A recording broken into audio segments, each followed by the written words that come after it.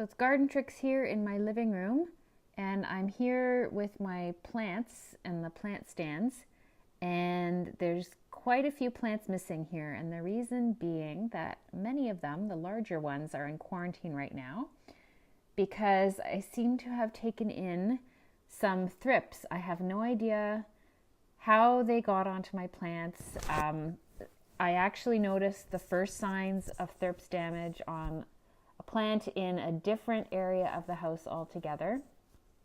And I'm really not sure which plant was the source of the original colonization, if you want to call it. But it has spread to my living room, and I have a feeling it's because I probably moved some plants around before realizing that there was any problem, and they made their way to one of the plants that was sitting here, and then they just kind of had a field day with all of the other plants that were also in this corner.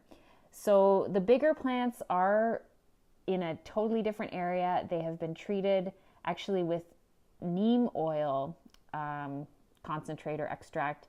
This neem oil is not approved or not registered for use in Canada to treat insect infestations, or to, I guess, for any horticultural use. But in the States, you can buy it as an insecticide, a fungicide, a miticide, and you can find it at most garden centers and places that sell any type of plant products or fertilizers and pesticides. So it is considered a natural treatment because it is extracted from the neem tree, which is a tropical tree, and it is quite effective at treating certain types of infestations. And I'm hoping thrips is one of them. I think it is, but we'll see.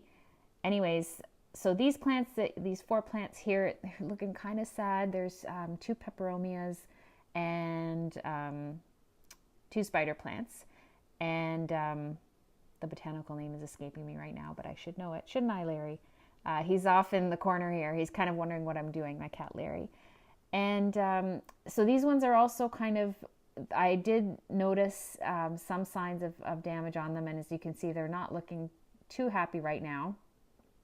So they have been treated with, basically what it is the neem oil. You mix or dilute a tiny amount of neem oil with a large amount of water. And if it's just pure neem oil that you're using, you do need to have some type of emulsifier, so something that's going to disperse the neem oil into the liquid, the water that you've got, that you need to use to kind of apply it to the plant. So either some dish soap or some type of mild soap you would also use to kind of disperse the neem oil in the water, and then you put that in a spray bottle and basically spray the heck out of the plant, top, bottom, underside of leaves, top side of leaves, stems, right down. I do the crown of the plant, the base of the plant, all the surface of the soil as much as I can, because thrips do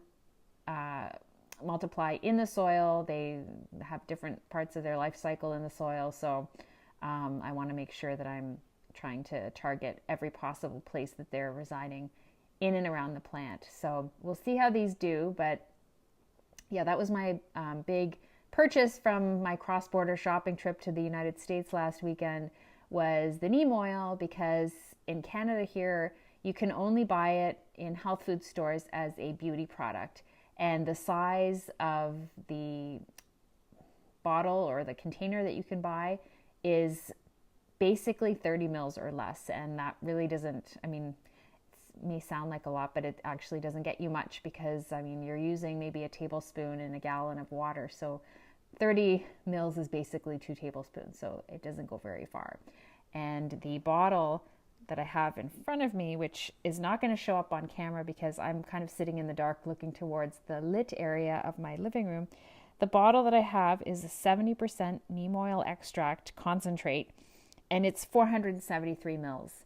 And you add 1 tablespoon of this to a gallon of water. So you can see how far a bottle of that would go.